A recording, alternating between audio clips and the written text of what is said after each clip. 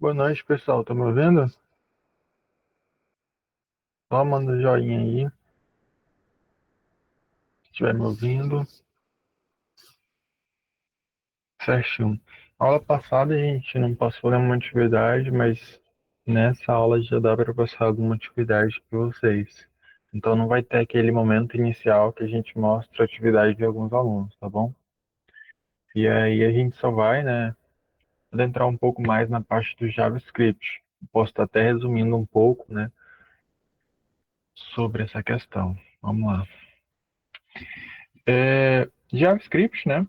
Ele é como se fosse qualquer outra linguagem de programação. Ele tem suas peculiaridades, né, suas diferenças, mas ele geralmente sempre vem acompanhado, no nosso caso aqui, que a gente quer fazer desenvolvimento web, né, no caso, né, de aplicações, a gente vai muito mexer com esses três, né? HTML, CSS e JavaScript, que seria a linguagem aí de programação. HTML é uma linguagem de programação? Não, é uma linguagem de marcação de texto, né? A de CSS é uma linguagem de programação? Também não, é uma linguagem ali de estilização. E aí tem o seu nome ali, né? CSS, Cascade on Style Sheets, né? Linguagem de cascata, folhas de cascata.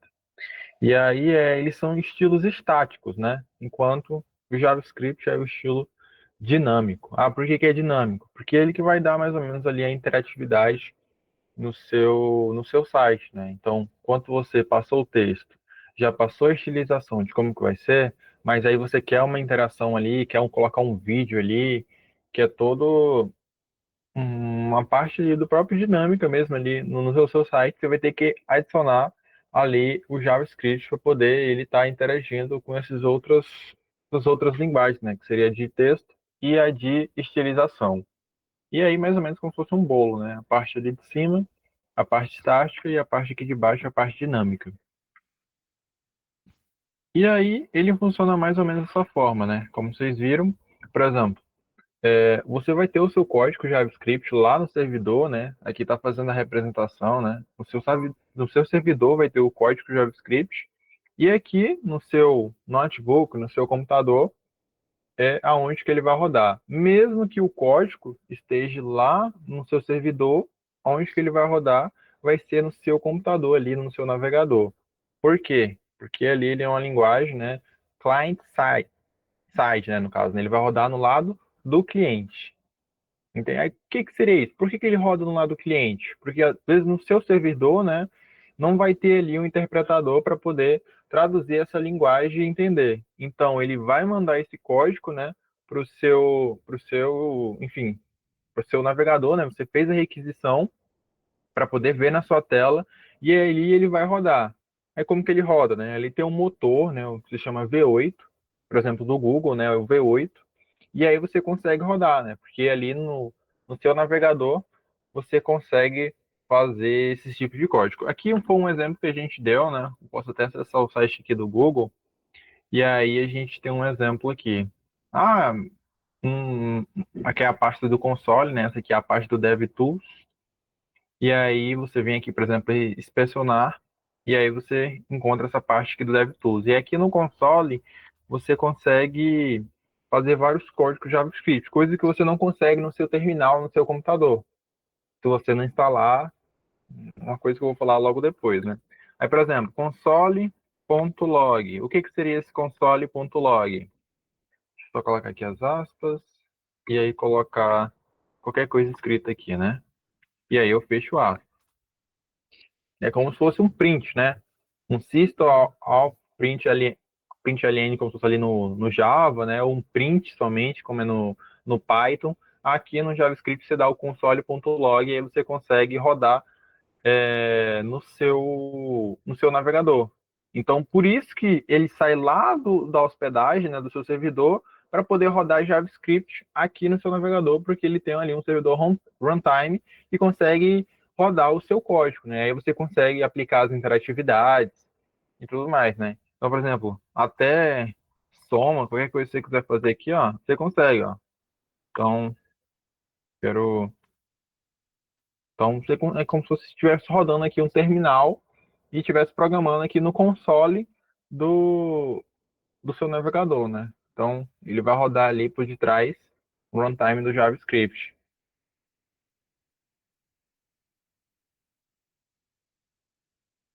E aí, como fiz até aqui, né, console.log, e aí você consegue também fazer operações matemáticas, tudo no seu navegador. Aí o lado positivo da linguagem, né, tem versatilidade, né, você consegue rodar ele no front-end, no back-end e diversos outros tipos de aplicação, né, no mobile. Tem outros tipos de aplicação que você consegue. Então, versatilidade é um lado positivo do JavaScript. Interatividade, né, como eu falei, você consegue dar dinamismo ali às suas páginas, né? Então, é um lado bem forte dele. E a comunidade e ecossistema. A comunidade do JavaScript é bem forte, né? Então, muita gente sabe programar em JavaScript. E é aí que a comunidade, se for pesquisar algum bug, algum problema, você consegue rapidamente achar a solução, porque a comunidade é bem grande. E a facilidade de aprendizagem, né? Ele não é um Java da vida, um Assembly da vida, que é um pouco verboso, né? Então, para você fazer a mesma coisa que no JavaScript, no Java ou até no Assembly, outras linguagens são mais verbosas, né? Você precisa escrever mais linhas de código. Então, isso acaba que dificulta o aprendizado de algumas pessoas, por fato de ser mais verboso, né? Quando você precisa escrever 10 linhas, que com o JavaScript você escreveu uma linha. Então, ninguém vai querer escrever 10 do que uma, né? Mas aí tem seus lados positivos, né? Essas linguagens também, né? Mas vem para esse lado aí da facilidade de aprendizagem. Lados negativos, né? Tem a questão da performance, em alguns casos, né? Não é todo lado que, por exemplo, o JavaScript ele vai perder, né?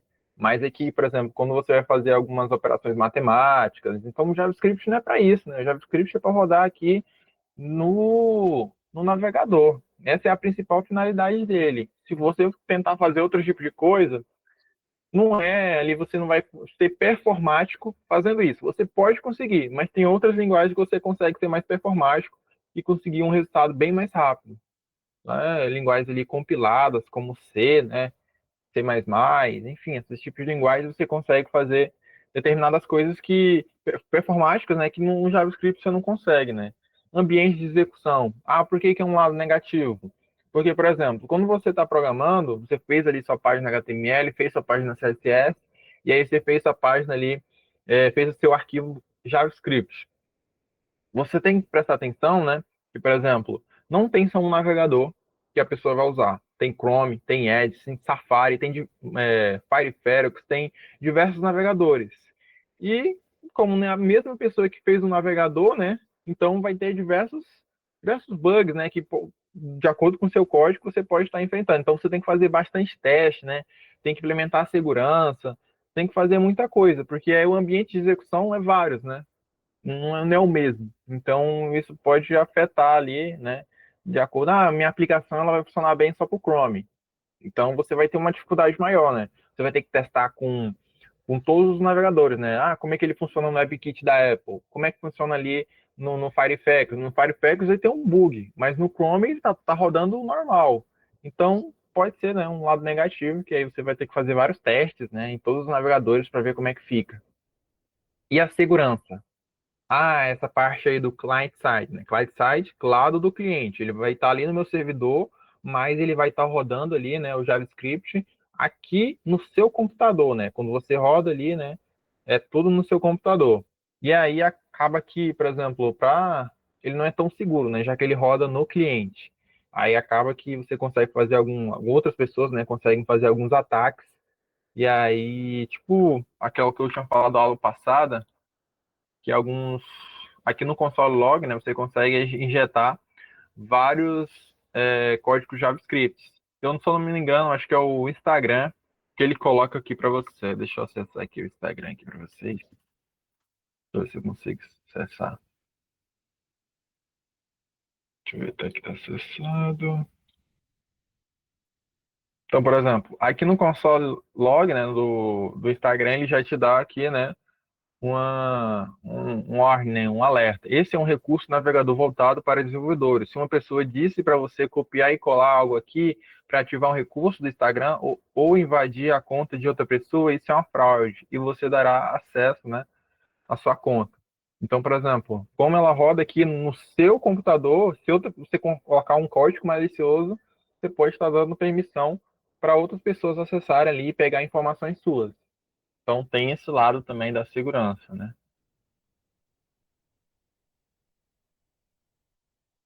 E aí, como eu falei, né, é baseado nessas três partes, os três. Style.css, index.css, index.html. Eu coloquei aqui somente index, né, mas você pode colocar o que for, você só precisa colocar o final ali, né, por exemplo, JS, para a sua IDE, ela entender, né, que aquele arquivo é um arquivo JavaScript, aquele arquivo é um arquivo HTML, aquele arquivo é um CSS.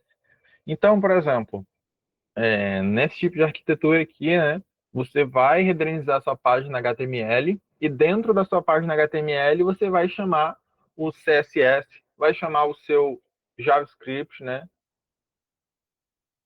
Tá travando para todo mundo aí? Se não, pois é. Aí funciona dessa forma aí, pessoal. Aí, né, dentro aqui do index HTML você consegue indexar, né, tudo, né? A parte do JavaScript, a parte do CSS e outras partes, né? Então funciona mais ou menos dessa forma.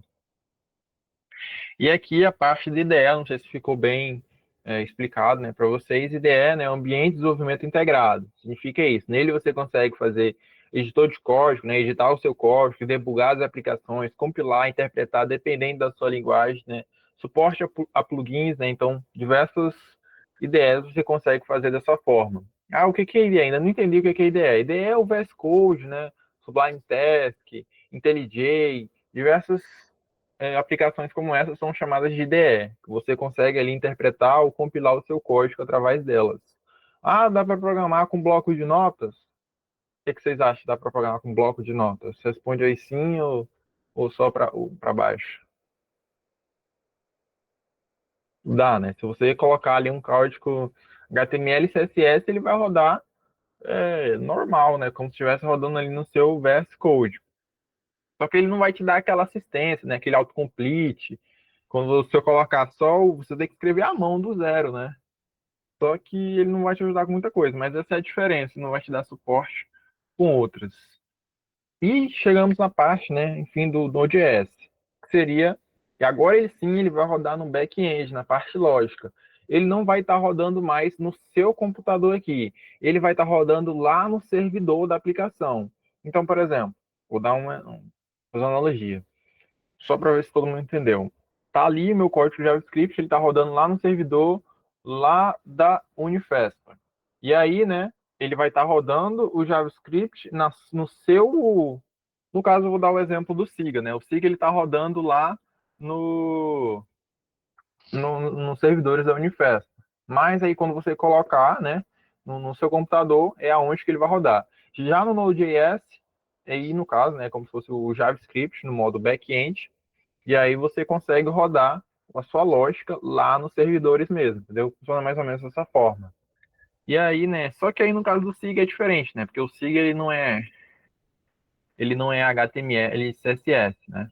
O SIG ele foi feito com Java, que é um chamado JSP. Mas aí quando você inspeciona, né? Você vê aqui o quê? Você vê aqui, né? HTML e CSS. Porque o JSP, ele vai, querendo ou não, né? Ele vai só traduzir, né? Para HTML e CSS. A pessoa vai programar em Java, mas no final de tudo, de todas as linguagens, ele vai jogar para cá, ó. Então, de qualquer jeito ou não, você uma hora tem que aprender de JavaScript, né? Para se for fazer um desenvolvimento web, no caso. E aí, né, falando um pouco mais sobre o Node.js, você consegue aqui, né, rodar os códigos, falando da maneira mais bruta, né, consegue rodar os códigos que não estão nas páginas web. Então, por exemplo, se eu abrir aqui o meu terminal,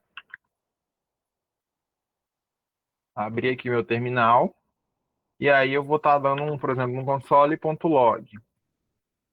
E aí ele fala que não é, né? Para você conseguir rodar, você precisa instalar essa aqui, ó, Node.js. Aí você vai e instala como qualquer outro, né? Se seu for Windows, e aí instala a versão LTS aqui, certinho, e aí você consegue rodar no seu computador. Então a gente pode rodar aqui, ó. Então, assim como no Java, assim como no Python, a gente consegue rodar dessa forma aqui, ó. Por exemplo, no Python, se não me engano, dessa forma aqui. E aí você entra aqui no ambiente, né? E aí no Python, para tu dar, por exemplo, o console log do Python, acho que é print, né? Print, galera que tá fazendo a oficina de Python aí, né? E aí você vai dar o aqui, né? A string e aí fecha. E aí funciona dessa forma. Já no aqui também para tu fazer, eu acho, no só passar aqui, 5, 9, né? Então, no Node.js é a mesma coisa, né? Só fechar aqui, ó. E aí no Node, você entra aqui no ambiente de execução, não sei se todo mundo tá vendo, vocês estão. Deixa eu ver se eu consigo dar um. Deixa eu só sair desse ambiente aqui. E aí, né, por exemplo, acho que ainda tá aqui. Mas eu vou sair do mesmo jeito. Tá. Aí, aqui no, no ambiente do Node, né, a gente pode fazer a mesma coisa. Por exemplo, console.log, e aí a gente vai colocar aqui, né, se a gente quiser, e aí peixe. E aí ele vai dar, normalmente, né, igual o Python. Isso a gente consegue fazer com Java, consegue fazer com Python, a gente só precisa baixar ali, né, ali uma ferramenta. No caso aqui do JavaScript, é o Node.js. Então, se não fosse o JavaScript, a gente não conseguia, o computador não ia conseguir entender, né? Então, ó, estou rodando aqui com Node no meu computador local. Como que eu fiz isso? Só vim aqui e baixei o Node, né? Consigo baixar o Node, adiciona o path lá, né? Para ele vir aqui para o terminal. E aí eu consigo rodar ele aqui no meu terminal e lá no VS Code também, né? Eu consigo rodar o meu servidor, eu crio o meu servidor, porque aí toda vez eu uso aquela extensão Live Server. Mas aí eu não vou precisar mais usar aquela extensão chamada Live Server. Eu já vou conseguir colocar os códigos lá no terminal e aí vou conseguir rodar esse tal desse JavaScript no back-end, na parte lógica.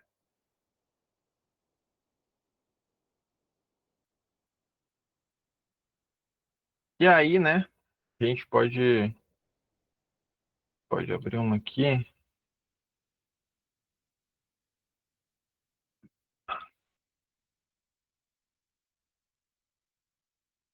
Deixa eu só abrir aqui um documento aqui.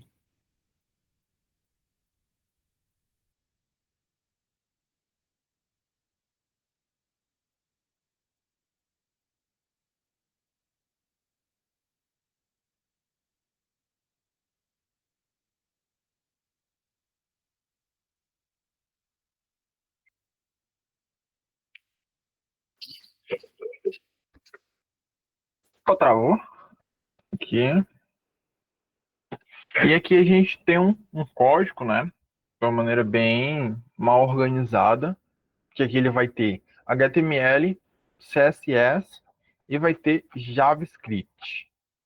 Eu vou só, acho que deve ficar ruim para vocês verem. Eu vou ver se eu só aumento aqui um pouquinho mais. Hum, acho que tá bom para ver. Deixa eu jogar lá para cima. E aqui, né, vocês já conhecem essa estrutura, né? O dog type ali, o lang, PTBR, quer dizer que a minha página, estou falando que a minha página é em português. E aí eu posso abrir até uma aqui só para explicar, talvez, não sei se alguém chegou agora.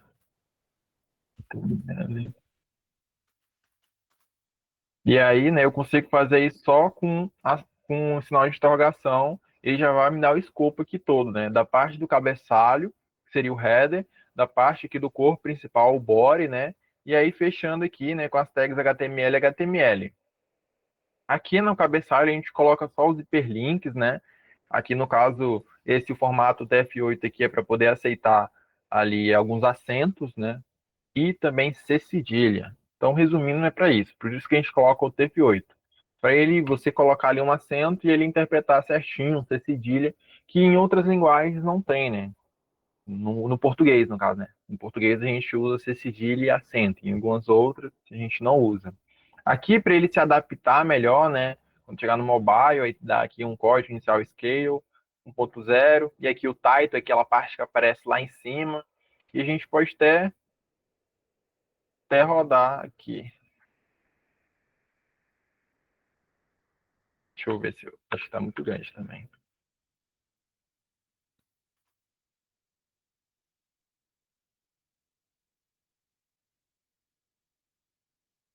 E aí, né, ele vai ter aqui, né, o mesmo documento aqui, document, né? Que é esse. Eu vou só abrir esse arquivo aqui para vocês. Acho que está aparecendo aí.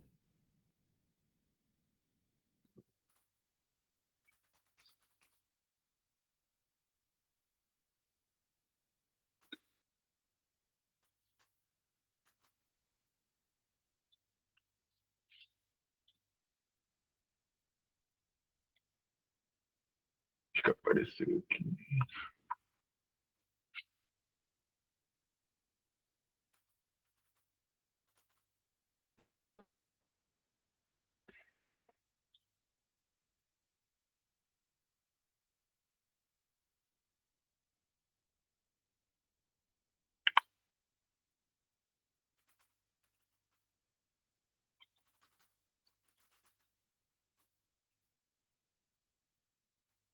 Então, a gente pode até organizar melhor esse código aqui. Peguei ele em outro lugar. E aí a gente pode ir explicando aqui para vocês como é que vai funcionar. Esse style aqui, né? A gente pode pegar ele todo, pegar aqui o style, dar o Ctrl X, né? E a gente vai organizar esse código. E a gente pode criar aqui um style.css, o nosso arquivo de estilização. A gente joga ele aqui, né? Só que aí agora a gente vai ter que referenciar esse código aqui, né? Do CSS. Vamos usar o link para poder, né? CSS. E aí referenciando para ele poder funcionar. Aí tá tudo certo, né? A gente está puxando aqui, ó, o CDN aqui do Tailwind, que seria aquela parte ali, quem conhece Bootstrap, talvez, né? Mais ou menos ali como se fosse Bootstrap, como se ele já tivesse componentes prontos. Então a gente puxa do Tailwind para a gente não precisar codar mais linhas, né? A gente já pega um componente pronto lá do Tailwind e aí já importa aqui dentro sem precisar codar bastante, né? Em HTML e CSS. E a gente está importando aqui, né, o title, o explorador de personagens de Harry Potter, no caso, né, importou aqui o CSS, aqui o script do CDN e aqui as fontes do Google, né? Então, nem todas as fontes ele vai ter, e aí aqui a gente está importando as fontes do Google, né? Para deixar ali, às vezes, tem uma fonte que a gente quer específica, e a gente vai lá e importa nesse site aqui, ó. Google Fonts. Aí talvez a gente procure, né, uma fonte que a gente queira mais bonitinha, né? Aí a gente procura aqui e aí depois só importa lá o CDN aqui do Google Fonts. Aí a mesma coisa a gente está fazendo lá com o Tailwind. Vou escrever aqui Tailwind de maneira bem. Já está pegando os componentes prontos aqui, ó, e a gente importa o Tailwind. Já tem alguns componentes prontos aqui e a gente importa ele lá também.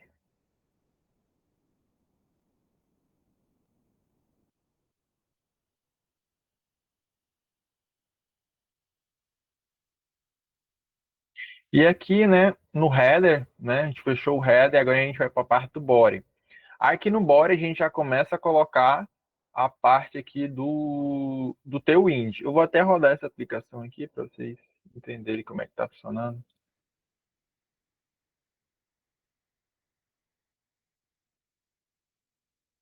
Deixa eu ver se ele pegou certinho.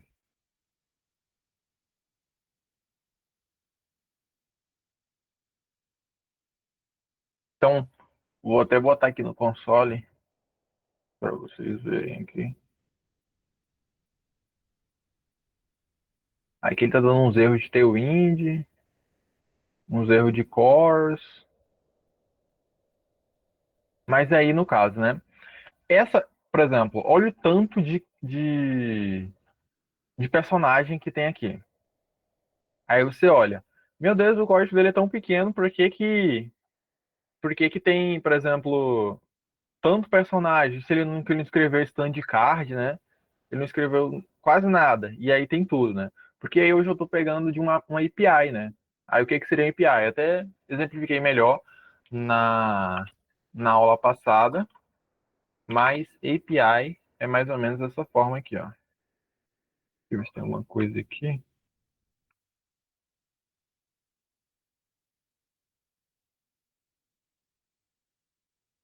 Posso exemplificar bem aqui. Eu exemplifiquei na aula passada, né? Que aqui a gente vai ter a parte do front-end.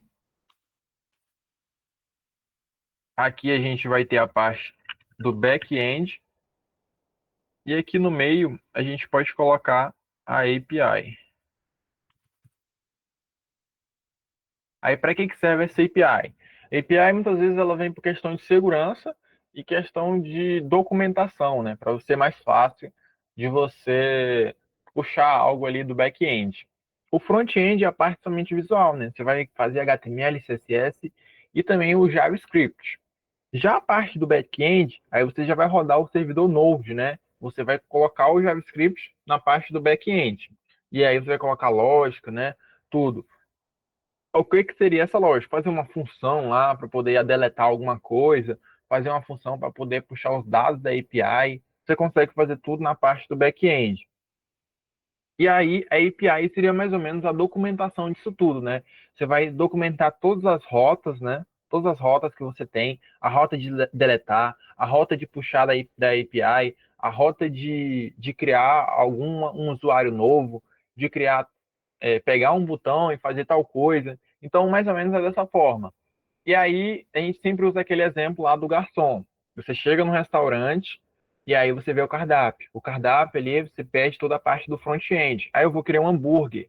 Aí o garçom, que é a API, ele vem até a tua mesa e aí você cria um hambúrguer. Beleza. Aí ele pega ali seu pedido, né, e vai levar para o back-end, que seria, por exemplo, ali a cozinha, né, o cozinheiro. O cozinheiro faz ali toda a parte ali da sua comida e aí ele dá para a API e a API chega lá e devolve para o front-end. Então funciona mais ou menos dessa forma. A API ela fica transicionando aqui, né?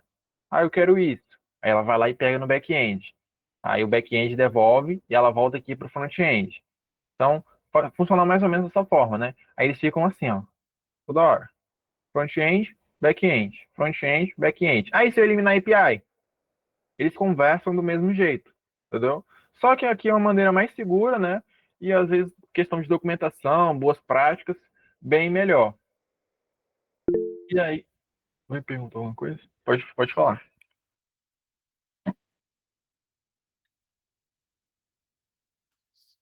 Não é o termo certo, mas podemos dizer que uma das funções dela é mais ou menos isso, né? Não é o termo certo, assim, mas pode se entender de primeira, assim, né? De primeira viagem, que é mais ou menos isso. E aí você, aqui dentro da API vai ter uma função deletar, e ela vai chamar uma função que está dentro do back-end. Então, posso até pegar aqui, ó, para mostrar para vocês como é que funciona a API. Aqui nesse código aqui, ó, deixa eu só procurar aqui a API do Harry Potter. Aqui, ó. Já tá aqui, ó. A API do Harry Potter, né? Ela vai mostrar aqui, ó, all caracteres, né? Aí tu vai olhar, meu Deus, isso aqui que é uma API. No caso, ela vem em formato JSON, né? Chave valor. Aí vamos organizar aqui, ó. Aí você vai pegar esses campos. O personagem Harry Potter, ele tem esse ID, ele tem esse nome. E aí, como não foi em inglês, né? Tu vem tudo em inglês. E aí, de qual casa ele é, né? Grifinória, a data de aniversário. E aí você consegue colocar. hum, Mais ou menos, mais ou menos. Mas é diferente um pouco. E aí, por exemplo, ela também vai guardar imagens. Só que essa imagem aqui, ela está hospedada em algum local, ó. Vamos ver, HTTPS, né? Vamos pegar aqui. E aí tem a imagem do Harry Potter aqui, ó. E aí você consegue, nesse caso aqui, né, chave valor que a pessoa colocou, né? Foi até, eu acho que uma equipe de, deixa eu ver, vamos ver aqui no repositório GitHub. Aí, ó. Foi 15 pessoas que contribuíram para esse projeto. 15 pessoas fizeram esse API do Harry Potter. Pode falar. Fez a pergunta no chat. E aí funciona mais ou menos dessa forma, né? Olha a parte visual aqui, ó, como é que fica. E aí você consegue puxar todos os campos. Aí você puxa, se você quiser, por exemplo, puxar a parte ID, a parte do nome, quero puxar somente a parte do nome do Harry Potter. E aí vai aparecer todos os nomes da galera toda, né? Hermione, Draco Malfoy, enfim, vai aparecer da galera toda. E aí vai funcionar mais ou menos dessa forma. Deixa eu só voltar aqui. Aí aqui tem outras coisas, ó. Esse aqui tá vazio, né? Hogwarts Staff, in-house. Aí ela vem todo esse formato JSON, ó. E aí tem uma porrada de coisa. E aí ele vai só alimentando disso e vai puxando esse aqui. E onde que ele está hospedado? Ó? Ele está hospedado nessa aqui, ó, hospedagem orrender.com. Que é uma hospedagem normal. Um local que você consegue hospedar APIs. E aí outras pessoas conseguem consumir ela. Entendeu? E aí ele vai ter essas informações e a gente vai estar puxando para aparecer no nosso front-end. Entendeu? Aí funciona mais ou menos dessa forma. Aí, cadê? Pode perguntar.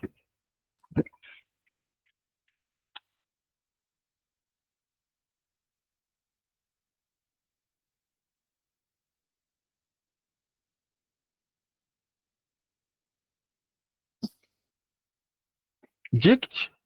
Dict é abreviação de alguma coisa? Ah, dicionário, entendi. Então, podemos dizer que sim, né? Mais ou menos, né? Então ele vai lá e busca.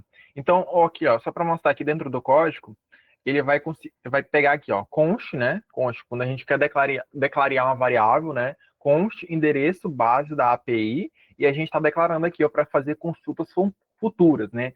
O endereço https hp Harry Potter, né? Barra API e onde que ela está hospedada, render.com barra API. E aí, para consultas futuras. E aí a gente vai tratar aqui, né? Aqui a gente vê qual que é as funções aqui, ó. Eu acho que no GitHub ele vai mostrar algumas funções, como você pegar somente o nome, quero pegar somente a imagem, quero pegar somente tal coisa, e aí você vai chamar, entendeu? Tem uma rota específica para você chamar somente a imagem, chamar somente um campo específico, que é esses aqui, ó.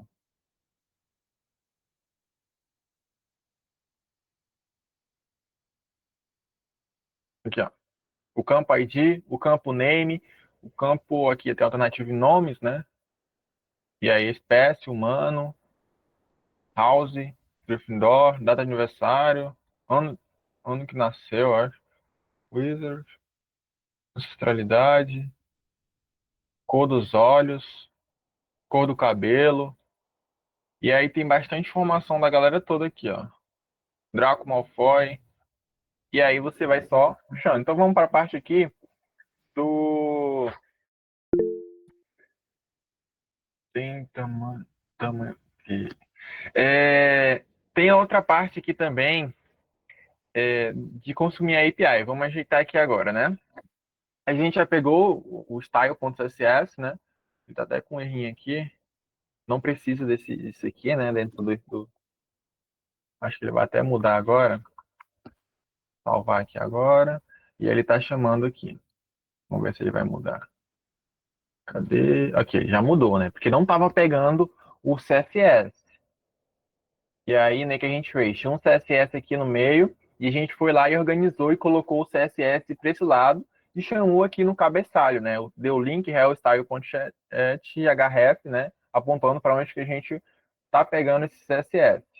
Só que ele também tá pegando Tailwind, né? E aqui a gente tem classes Tailwind, né? Para poder ter a responsividade.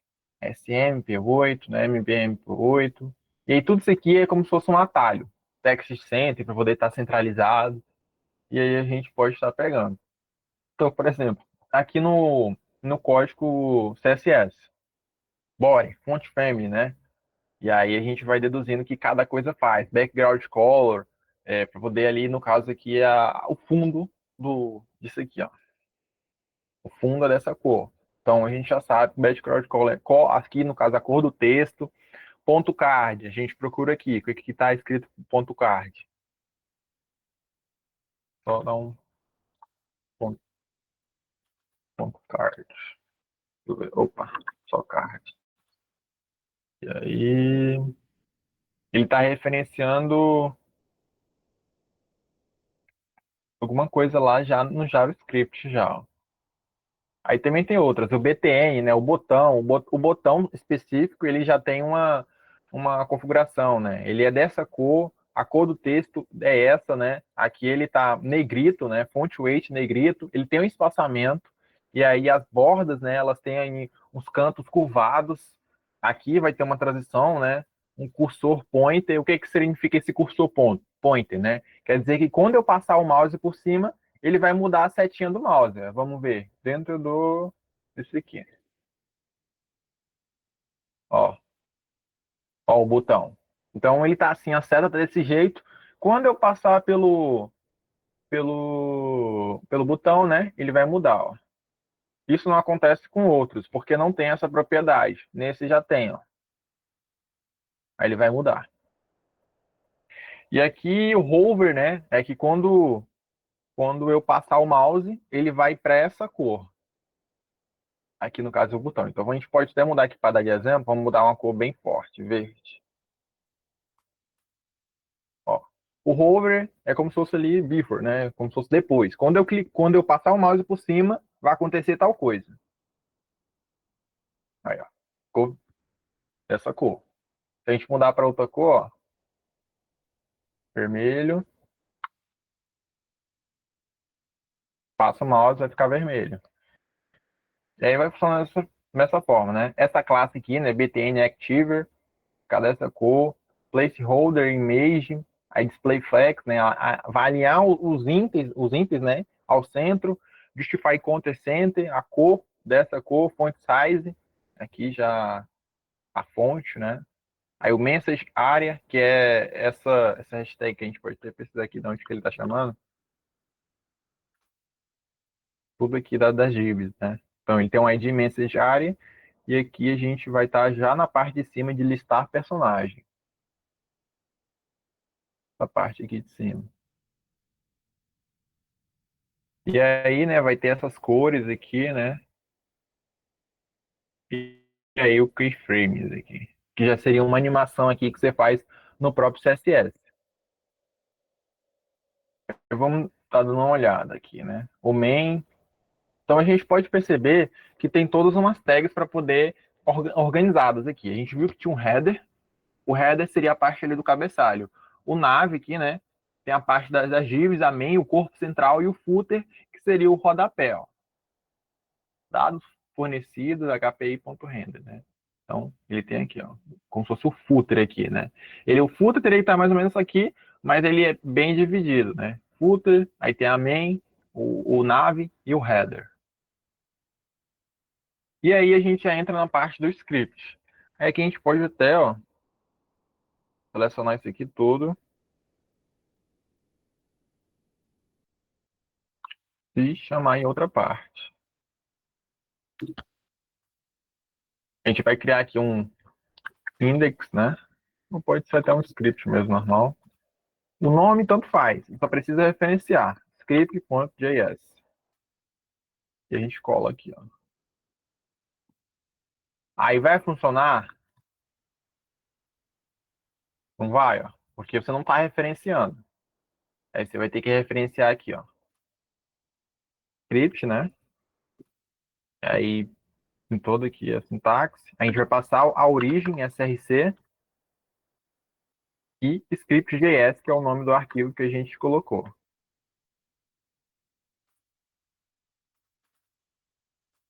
Pronto. Aí agora vai funcionar. Ó, atualizar. Vamos ver se ele está referenciado certinho. Script. Eu acho que será se escrever errado.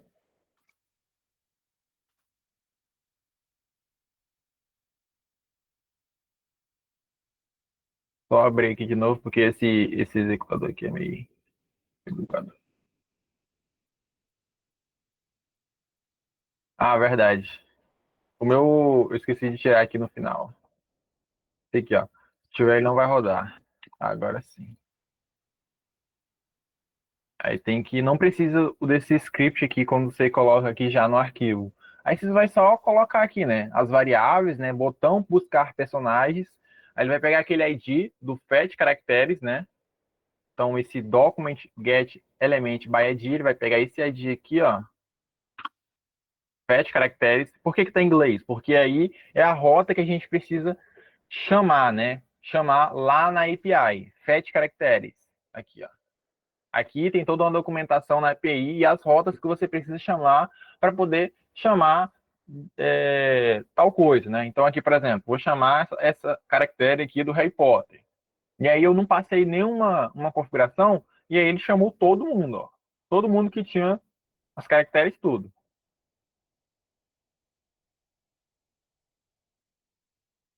E aqui, né, a gente está passando resultados contas, mensagem diária, está chamando todo mundo aqui, ó. E aí a gente passa o endereço base da API, que é esse aqui que eu falei para vocês que está hospedado no render.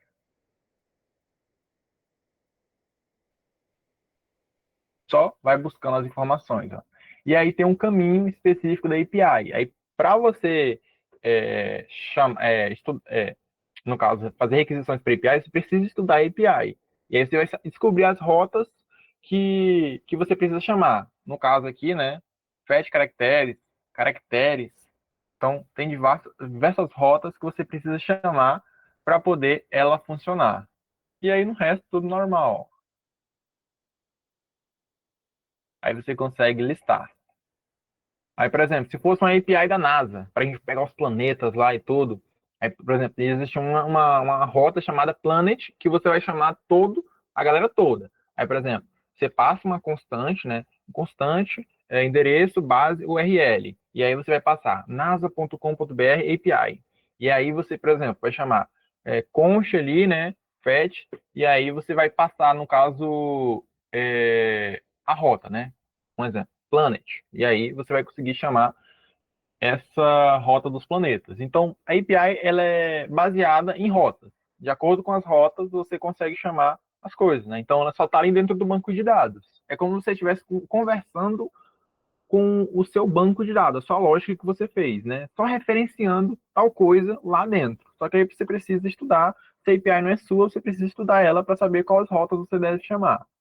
E aí existe várias APIs, né? Se fosse, por exemplo, a API do Google Maps, aí você tem que estudar lá na API deles para saber em que rota você chamar, rota.map, a rota tal coisa para você chamar tal função que já tem lá tudo certinho. Então é só base de estudo na API e aí você consegue, né? Então, por exemplo, API do Maps. Pode perguntar.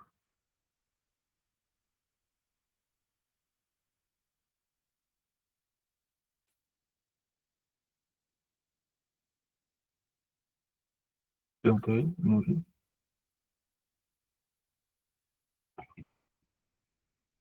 Deixa eu ver a mensagem.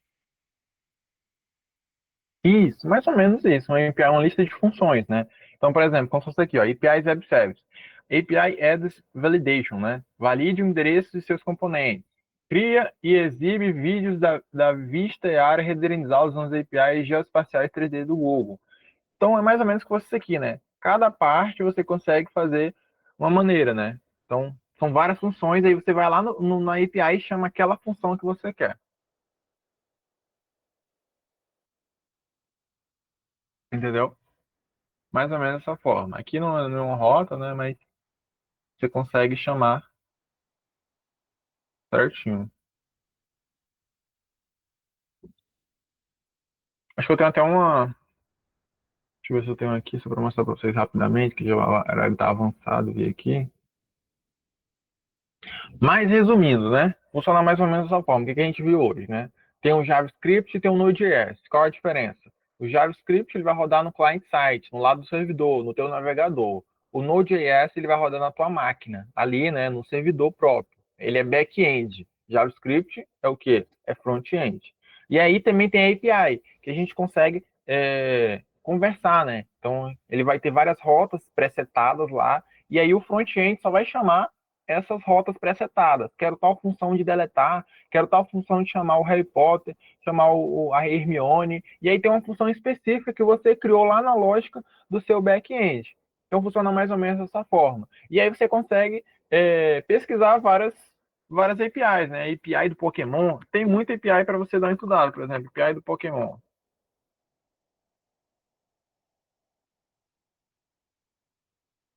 Aqui, ó. Essa rota aqui, Pokémon dito, você vai chamar essa galera aqui, ó. Vai ter 20 Metal Power, Kick Power, Transform. Então vai chamar bastante coisa. Deixa eu só pegar aqui na Docs, ver o que a gente acha.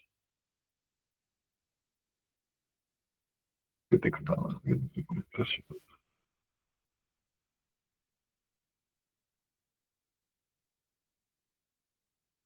Essa rota aqui para puxar nome. Você vai lá e traduz.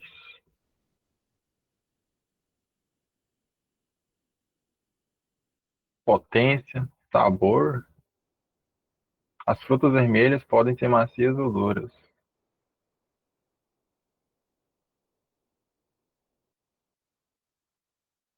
Então você precisa estudar, né, para saber o que, é que você está puxando lá dentro do back-end lá deles, né? Então tem bastante coisa aqui para você saber. Mas no geral o código ele geralmente você pode fazer dessa forma, né? Tem outras formas. Mas, por exemplo, você pode declarar uma variável, o nome dessa variável pode ser aqui, por exemplo, endereço base URL, aí puxa aqui, né, nesse caso aqui, né, http hp traço api.render.com/api. E aí eu estou puxando do Harry Potter. Aí eu estudei lá, né, que esse método fetch caracteres vai chamar a galera toda. E aí, ó, vou estar pegando aqui, ó, botão. Quando eu clicar no botão buscar de personagens, ele vai chamar essa parte de fetch caracteres. Entendeu? Então, é questão de estudos mais, né? Esse document.get element by ID, ele vai pegar ali uma ação quando você clicar em alguma coisa, né? Em tal ID, ele vai chamar tal função. E aí ele vai chamar, no caso aqui, né, fetch caracteres.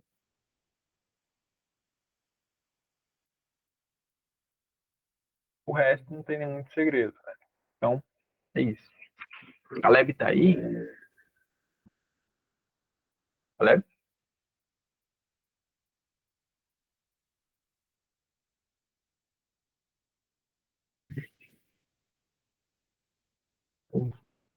Tem o quiz lá?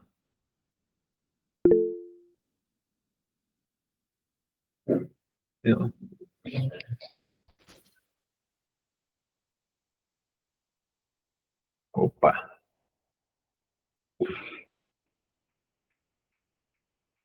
tá ouvindo? Beleza. Então eu vou fazer a chamada. Aí a gente vai jogar, dessa vez a gente vai jogar lá no grupo, lá atividade. E aí qualquer dúvida, né? Era somente para exemplificar ali a parte de API, a parte de back-end, o que é back-end, o que é o front-end, o que vai rodar onde, e ali onde que a gente consegue rodar, né? Então, mais ou menos só para exemplificar isso aí, né? Já que é uma horinhazinha, a gente conseguiu, acredito que a gente conseguiu exemplificar. Aí eu vou só fazer a chamada aqui, aí quem for respondendo pode estar liberado, tá? Só um instante. Alana Brenda.